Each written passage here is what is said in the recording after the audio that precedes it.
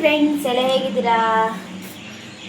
So ಇವತ್ತು Saturday video ನಿಮ್ಮೊಟ್ಟಿಗೆ share ಮಾಡ್ತಾ ಇದ್ದೀನಿ. ಆ್ಯಕ್ಚುಲಿ ಅವರೆಕಾಳು ತಂದಿದ್ದೀನಿ, ಅವರೆಕಾಳು ಹಾಕಿ ಪಲಾವ್ ಮಾಡೋಣ ಅಂತ ಹೇಳಿ. ಹಾಂ ಹಾಂ, ಓ ಗುಡ್ ಗರ್ಲ್. ತರಿಸಿ ಇಲ್ಲಿ. ಏನದು? ಹಾಟ್. ಸರಿ ಆಯ್ತು. ಹಾಗಾಗಿ ಅವರೆಕಾಳು ಹಾಕಿ ಚಿಕನ್ ಪಲಾವ್ ಮಾಡಿದ್ರೆ ಚೆನ್ನಾಗಿರುತ್ತೆ. ಹಾಗಾಗಿ ಈಗ ಹೋಗಿ ತಂದೆ. ಸೊ ಹಾಗೆ ಸೌತೆಕಾಯಿ ಸಹ ಸಿಕ್ತು. ನಮ್ಮ ಕಡೆ ಮೈಸೂರಲ್ಲಿ ಅಂದರೆ ಸಂಜೆ ಟೈಮಲ್ಲಿ ಅಲ್ಲಲ್ಲೇ ಮಾರ್ತಾ ಇರ್ತಾರೆ. ಸೊ ಹಳ್ಳಿ ಕಡೆಯಿಂದ ತಂದು ತುಂಬ ಫ್ರೆಶ್ ಇರುತ್ತೆ, ಹಾಗೆ ಪ್ಯೂರ್ ನಾಟಿರುತ್ತೆ. ಏನು ನಾವಿಬ್ಬರೇ ಇರೋದಿನ್ನು ಜಾಸ್ತಿ ಬೇಡ, ಸ್ವಲ್ಪ ಬಿಡಿಸ್ತೀನಿ. ಇಲ್ಲಮ್ಮ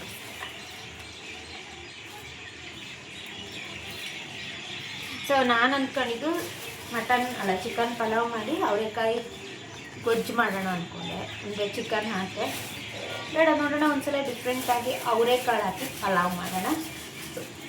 ಚೆನ್ನಾಗಿ ಬರುತ್ತೆ. ನಾನು ಆಲ್ರೆಡಿ 2-3 ಸಲ ಮಾಡಿದ್ದೀನಿ.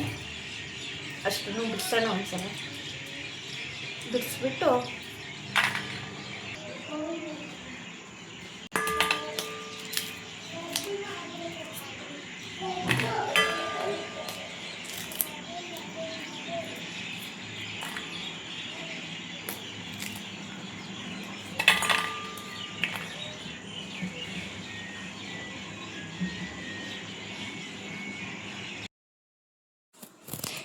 ಅವರೆಕಾಳೆಲ್ಲ ಬಿಡಿಸಾಯಿತು. ಕೆಲವೊಬ್ಬರು ಅವರೆಕಾಳನ್ನು ಡೈರೆಕ್ಟಾಗಿ ಒಗ್ಗರಣೆ ಹಾಕಿ ಮಾಡ್ತಾರೆ. ನಾನು 2 ವಿಸಲ್ ತೊಗೊಳ್ತೀನಿ. ನಂಗೆ ಯಾಕೋ ಅದು ಅಷ್ಟೊಂದು ಚೆನ್ನಾಗಿ ನೀಟಾಗಿ ಬೇಯಲ್ಲ ಅನಿಸುತ್ತೆ. ಹಾಗಾಗಿ ನಾನು ಫಸ್ಟೇ ಬೇಯಿಸ್ಕೊಂಡು ಮತ್ತೆ ಇನ್ನೊಂದು ಸಲ ಪಲಾವ್ ಅಥವಾ ಈ ಥರ ಎಲ್ಲ ಮಾಡಬೇಕಾದ್ರೆ ಮತ್ತೆ ಹಾಕ್ತೀನಿ. ನಾನು ಪ್ರತಿಯೊಂದು ಅವರೆಕಾಳು ಅಥವಾ ತೊಗರಿಕಾಳು ಮಾಡಬೇಕು. ತೊಗರಿಕಾಳು ಓಕೆ, ಅವರೆಕಾಳು ಏನೇ ರೆಸಿಪಿ ಮಾಡಬೇಕಾದ್ರೂ ನಾನು ಇದೇ ಥರ ಮಾಡೋಂಥದ್ದು.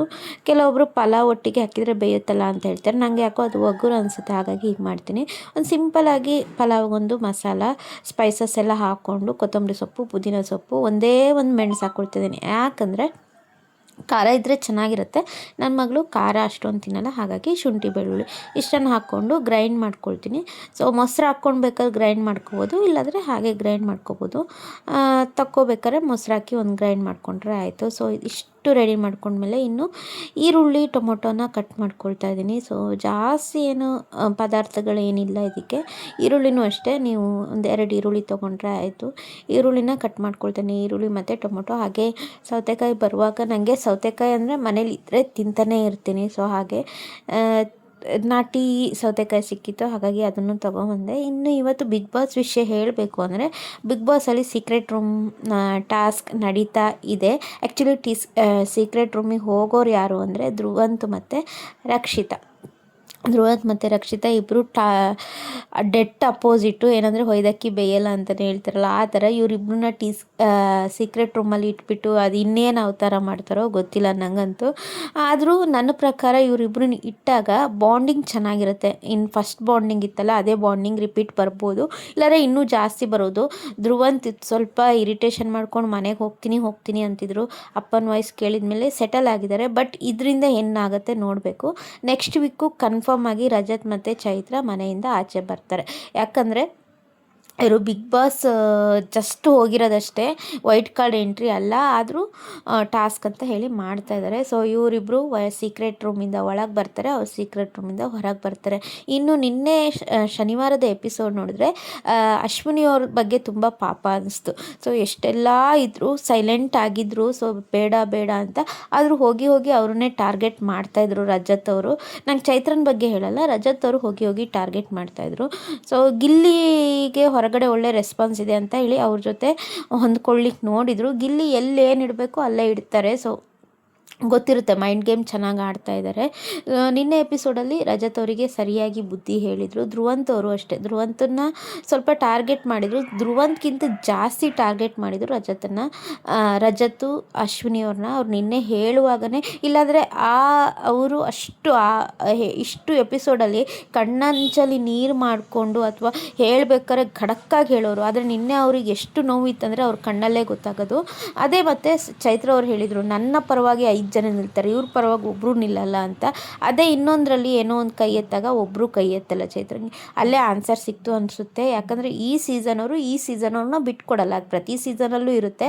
ಸೊ ಈ ಸೀಸನವ್ರನ್ನ ಯಾವುದೇ ಕಾರಣಕ್ಕೂ ಬಿಟ್ಕೊಡಲ್ಲ. ಸೊ ಈಗ ಬಂದ ಚೈತ್ರನ ಹತ್ರ 5 ಜನ ಅಲ್ಲ, ಆ ಮೆಂಬರ್ಸಲ್ಲಿ ಒಬ್ಬರು ಸಹ ಅವ್ರ ಕಡೆ ಹೋಗಲ್ಲ. ಸೊ ಇಷ್ಟು ನಿನ್ನೆ ಎಪಿಸೋಡ್ನ ರಿವ್ಯೂ. ಹಾಗೆ ಸೀಕ್ರೆಟ್ ರೂಮ್ ಟಾಸ್ಕ್. ಸೊ ಇನ್ನು ಪಲಾವ್ ಕಡೆಗೆ ಪಲಾವ್ ಮಾಡ್ತಾಯಿದ್ದೀನಿ. ಸೊ ಫಸ್ಟು ತುಪ್ಪ ಮತ್ತು ಎಣ್ಣೆ ಹಾಕ್ಕೊಂಡು ಈರುಳ್ಳಿ ಚೆನ್ನಾಗಿ ಬಾಡಿಸ್ಕೊಳ್ಳಿ. ಈರುಳ್ಳಿ ಸ್ವಲ್ಪ ನಸು ಕೆಂಪಾದರೆ ಮಾತ್ರ ಈ ಪಲಾವ್ ಹತ್ರ ಬಿರಿಯಾನಿ ತುಂಬ ಚೆನ್ನಾಗೇ ಬರುವಂಥದ್ದು. ಸೊ ನಿಮಗೆ ಚೆನ್ನಾಗಿ ಬರಬೇಕು ಅಂದರೆ ಸೊ ಪೇಷನ್ಸ್ ಇರಬೇಕು. ಪಲಾವ್ ಮತ್ತು ಏನೇ ಒಂದು ಇಂಥ ರೈಸ್ ಐಟಮಲ್ಲಿ ಈರುಳ್ಳಿನ ನೀಟಾಗಿ ಫ್ರೈ ಮಾಡ್ಕೋಬೇಕು. ಲೋ ಫ್ಲೇಮಲ್ಲಿ ಫುಲ್ ಬ್ರೌನ್ ಆಗಬೇಕು. ನೀವು ಹೈ ಫ್ಲೇಮಲ್ಲಿ ಇಟ್ಕೊಂಡ್ರೆ ಬೇಗ ಕಪ್ಪಾಗುತ್ತೆ, ಒಳಗಡೆ ಬೇಯೆಲ್ಲ ಒಂಥರ ಕಹಿ ವಾಸನೆ ಬರುತ್ತೆ, ಕಹಿ ಫೀಲ್ ಆಗುತ್ತೆ, ಕಪ್ಪಾಗುತ್ತೆ ಬಿರಿಯಾನಿ. ಹಾಗಾಗಿ ಈ ಥರ ಲೋ ಫ್ಲೇಮಲ್ಲೇ ನಾನು ಹೆಚ್ಚು ಕಮ್ಮಿ 20-25 ನಿಮಿಷ ಫ್ರೈ ಮಾಡಿದ್ದೀನಿ. ಸೊ ಈಗ ಪಲಾವ್ ಎಲೆ ಹಾಕ್ಕೊಳ್ತೀನಿ. ಪಲಾವ್ ಎಲೆ ಹಾಕ್ಕೊಂಡ ನಂತರ ಟೊಮೊಟೊ ಹಾಕ್ಕೊಳ್ತಾ ಇದ್ದೀನಿ. 2 ಟೊಮೊಟೊ, ಹುಳಿ ಟೊಮೊಟೊ ಅಲ್ಲ, ಜಾಮ್ ಟೊಮೊಟೊ ತೊಗೊಂಡಿದ್ದೀನಿ. ಆಲ್ಮೋಸ್ಟ್ ನೀವು ಪಲಾವ್ ರೆಸಿಪಿ ಎಲ್ಲ ಮಾಡಿದಾಗ ಜಾಮ್ ಟೊಮೊಟೊ ತೊಗೊಳ್ಳಿ, ಚೆನ್ನಾಗಿರುತ್ತೆ. ಇದಕ್ಕೆ ಅರಿಶಿನ ಪುಡಿ, ಉಪ್ಪು, ಧನಿಯಾ ಪುಡಿ, ಸ್ವಲ್ಪ ಖಾರದ ಪುಡಿ. ನಾನು ಯಾಕಂದರೆ ಖಾರ ಇದು ಕಾಶ್ಮೀರಿ ಚಿಲ್ಲಿ ಪೌಡರ್ ನಾನೇ ಮಾಡಿರುವಂಥದ್ದು. ಸೊ ಅದನ್ನು ಹಾಕಿ ಫ್ರೈ ಮಾಡ್ತಾಯಿದ್ದೀನಿ. ಚೆನ್ನಾಗಿರುತ್ತೆ ಅಂತ, ಕಲರ್ ಚೆನ್ನಾಗಿರುತ್ತೆ ಅಂತ. ಇಲ್ಲಾಂದರೆ ಹಸಿಮೆಣಸು ಸ್ವಲ್ಪ ಹಾಕಿದ್ದೀನಲ್ವ, ಗ್ರೀನರಿ ಬರಲ್ಲ. ಹಾಗಾಗಿ ಸೊ ಎಲ್ಲ ಸ್ಪೇಸಸನ್ನು ಹಾಕಿ ಚೆನ್ನಾಗಿ ಹುರ್ಕೋಬೇಕಾಗತ್ತೆ.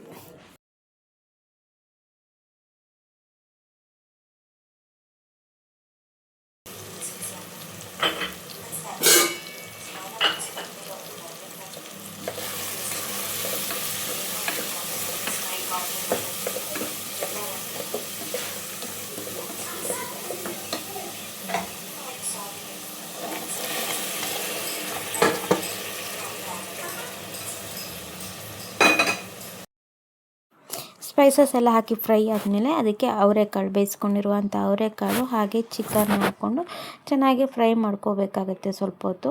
ಹಾಗೆ ನಾವೇನು ರುಬ್ಕೊಂಡಿರುವ ಮಸಾಲೆ, ಸೊ ಅದಕ್ಕೆ ಅರ್ಧ ಕಪ್ ಮೊಸರು, ಅರ್ಧ ಕಪ್ ಮಸಾಲೆ, ಸೊ ಒಂದೇ ಕಪ್ಪಲ್ಲಿ ತೊಗೊಂಡಿದ್ದೀನಿ. ಸೊ ಅದನ್ನು ಹಾಕ್ಕೊಂಡು ರುಬ್ಕೊಳ್ತಾ ಇದ್ದೀನಿ. ಸೊ ಮೊಸರು ಸ್ಕಿಪ್ ಮಾಡಲಿಕ್ಕೆ ಹೋಗ್ಬಿಡಿ, ಅದಕ್ಕೋಸ್ಕರ ನಾನು ಹೇಳ್ತಾ ಇರೋದು ಜಾಮ್ ಟೊಮೊಟೊ ಹಾಕ್ಕೊಳ್ಳಿ ಅಂತ. ನೀವು ಇದನ್ನು ಇವಾಗ ಮಾತ್ರ ತುಂಬ ಚೆನ್ನಾಗಿ ಬರುತ್ತೆ ಗ್ರೇವಿ ಅಥವಾ ಈ ಬಿರಿಯಾನಿ ಅನ್ನೋದು.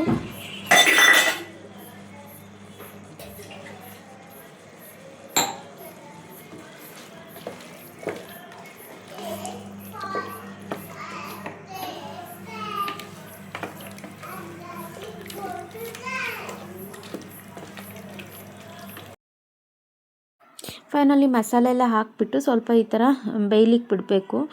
ಆಮೇಲೆ ತೊಳೆದಿರುವಂಥ ಅಕ್ಕಿ ಹಾಕ್ಕೊಂಡು 1-2 ವಿಸಲ್ ಹೊಡೆಸ್ಕೊಂಡ್ರೆ ಸೊ ಬಿರಿಯಾನಿ ರೆಡಿಯಾಗೇ ಹೋಗುತ್ತೆ. ಇದ್ರ ಜೊತೆ ಶೇರ್ವ ಮಾಡ್ತಾಯಿದ್ದೀನಿ. ಶೇರ್ವ ರೆಸಿಪಿ ಇನ್ನೊಮ್ಮೆ ಶೇರ್ ಮಾಡ್ತೀನಿ. ಸೊ ಸಣ್ಣಕ್ಕಿ ಸ್ವಲ್ಪ ತೊಳೆದು ಒಂದು 5 ನಿಮಿಷ ಇಟ್ಟಿದ್ದೀನಿ. 5 ನಿಮಿಷ ಇಟ್ಟ ಮೇಲೆ ಹಾಕ್ಕೊಳ್ತಾಯಿದ್ದೀನಿ, ಆವಾಗ ತುಂಬ ಚೆನ್ನಾಗಿ ಬರುತ್ತೆ ಅಂತೇಳಿ. ಉಪ್ಪು ಮತ್ತು ಖಾರದ ಪುಡಿ ಬೇಕಾದರೆ ಹಾಕ್ಕೊಳ್ಳಿ, ಬೇಕಾದ್ರೆ ಹಸಿಮೆಣಸು ಬೇಕಾದ್ರೆ ಮಾಡಿ ಹಾಕ್ಬೋದು. ತುಂಬ ಚೆನ್ನಾಗಿರುತ್ತೆ. ಅವರೆಕಾಳು ಚಿಕನ್ ಪಲಾವ್ ಅಂತಲೇ ಹೇಳ್ಬೋದು.